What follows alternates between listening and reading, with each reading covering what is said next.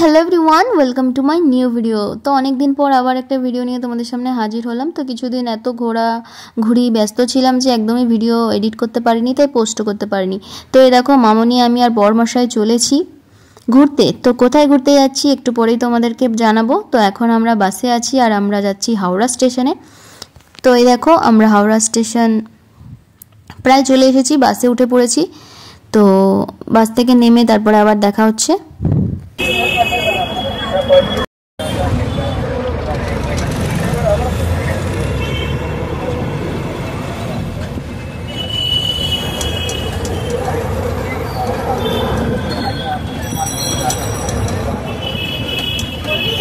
तो এখন আমরা এই যে জায়গাটায় আছি এটা হচ্ছে মঙ্গলার হাট। তো হাওড়া এই হাটটা ভীষণ বিখ্যাত। এখানে কিন্তু প্রচুর জিনিস তোমরা পেয়ে যাবে, মানে হাট মানে বুঝতেই পারছো সব কিছু তোমরা পাবে এখানে। তো আমি এর আগে এসেছি বর্মশাইয়ের সাথে একবার ঘুরতে ঘুরতে, কিছু কিনতে নয়। তো দেখো আমরা নেমে পড়েছি হাওড়া স্টেশনে আর এখন আমরা যাচ্ছি হেঁটে হেঁটে। তো চলো এরপর ট্রেনে উঠে দেখা হবে। ওটাই তো তুমি বলতে যাচ্ছো, তাকাও ক্যামেরা দেখলেই তাকাবা, হি করবা।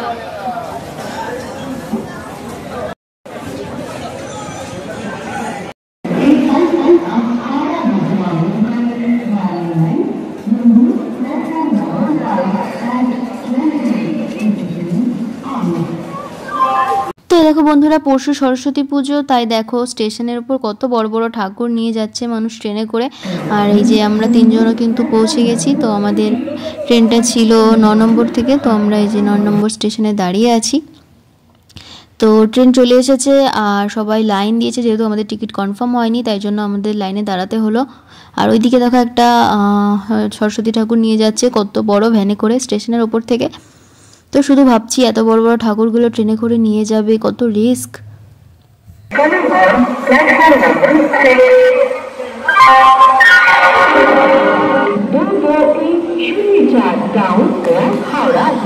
তো ওই দেখো বন্ধুরা বন্দে ভারত ট্রেনের খবর হয়েছিল আর ট্রেনটা দেখো ঢুকে গেছে। তো এর আগে আমি হাওড়া গেছি একবার, কিন্তু ট্রেন দেখিনি বন্দে ভারত। তো আমি একটু ভিডিও করে নিলাম।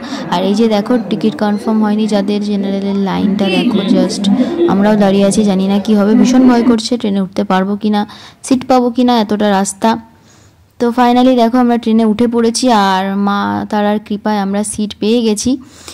তো একটা ভাই ছিল বলতে পারো, তো ওর জায়গা রেখেছিল কারোর জন্য হয়তো। তারপরে আমরা গিয়ে বললাম আর আমাদেরকে সিটটা দিয়ে দিল। তো অনেক অনেক ধন্যবাদ তাকে। তো ট্রেনটা ছেড়ে দিয়েছে, চলো মা তারার আশীর্বাদ নিয়ে আমরা এখন চলেছি। তো তোমাদের জানাই কোথায় যাচ্ছি, আমরা যাচ্ছি তারাপীঠ। তো দেখো এখানে আমি আর মামনি জানলার পাশে দুটো সিট পেয়েছি আর বরমশাই ওপাশে বসে আছে। তো হাওড়া স্টেশনকে টাটা জানিয়ে এই যে আমরা চলছি। তো সবাই ভালো থেকো, আবার একদিন পরেই দেখা হবে। তো আমরা একদিনের জন্য যাচ্ছি, পরের দিনই চলে আসবো।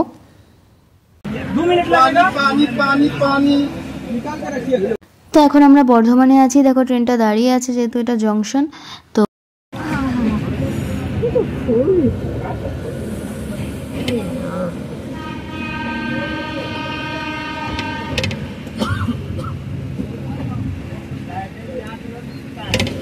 তো এখন ট্রেন ঢুকেছে শান্তিনিকেতন বোলপুরে। তো কবিগুরুর জায়গা খুবই ভালো লাগছিল, তো একটু ভিডিও না করে পারলাম না। আর স্টেশনে কত সুন্দর করে ছবি আঁকা, তারপরে কাগজ ফুলের গাছ স্টেশনের ওপরে, ভীষণ ভালো লাগছে দেখতে। তো ওই যে দেখো কবিগুরু দাঁড়িয়ে আছেন তার স্টেশনে। তো সত্যি খুব ভালো লাগছে, যদি একটু নামতে পারতাম স্টেশনটা আরও ভালো লাগতো, কিন্তু কিভাবে নামবো বলো, এখানে তো আমাদের ডেস্টিনেশন নয়।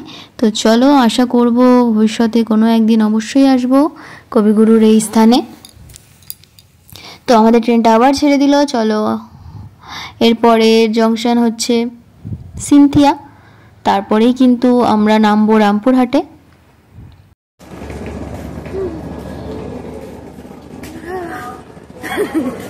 খুব ঠান্ডা।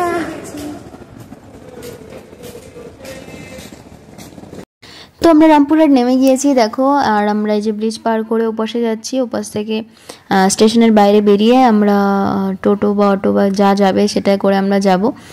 তো চলো তার আগে একটু চা খেয়ে নিই গরম গরম।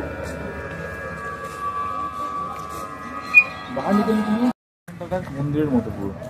হ্যাঁ আগে ছিল এরকম? বলছি না আমার কিছুই মনে নেই। কিছু মনে নেই। কত বছর আগে? 30 বছর। না না আগে হয়েছিল। তো আমরা যখন ট্রেন থেকে নেমেছি তখন 2:30 বাজে, আর দেখো এই যে রামপুরহাট জংশন, আর বাইরেটা দেখো কত সুন্দর একটা মন্দিরের মতন করা রয়েছে। তো এই যে এখানে দেখো মন্দিরে যাওয়ার জন্য তোমরা পেয়ে যাবে অটো বা টেম্পো যা বলে। তারপরে যে এখন আমরা একটু চা খেয়ে নিচ্ছি গরম গরম।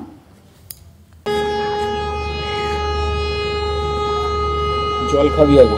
জল খাবে না। সবাই একটু চিয়ার্স করো।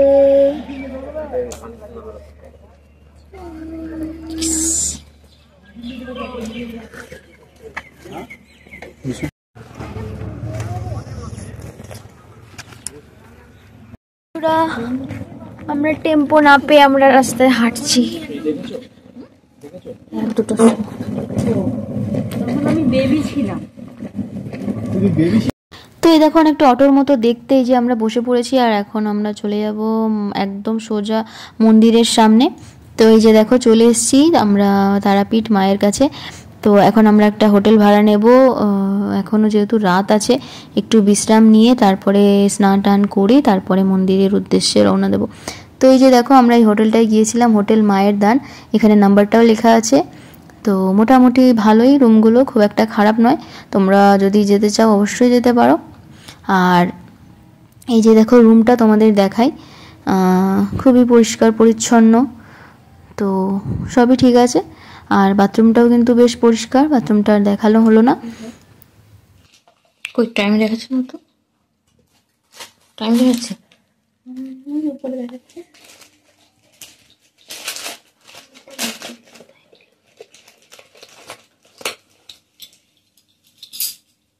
আমাকে কেমন লাগছে সবাই কমেন্ট করে জানাও।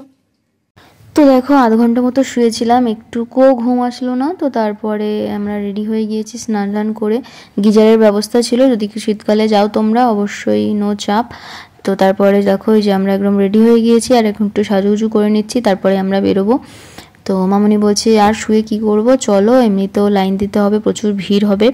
তো মায়ের মন্দিরে গিয়েই কাটাই বাকি সময়টা।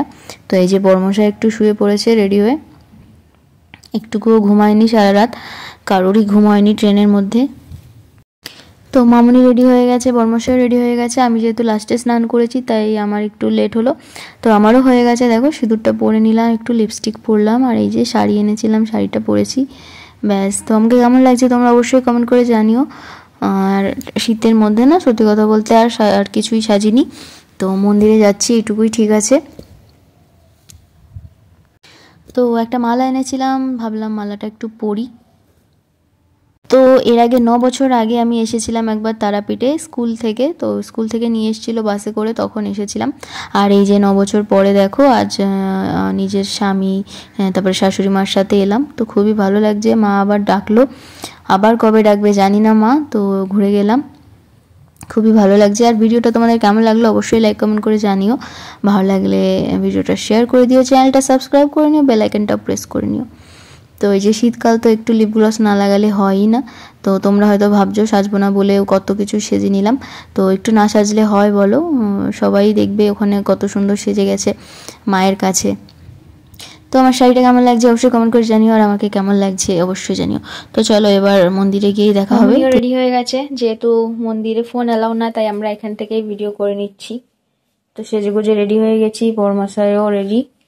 এখন আমরা বেরোবো।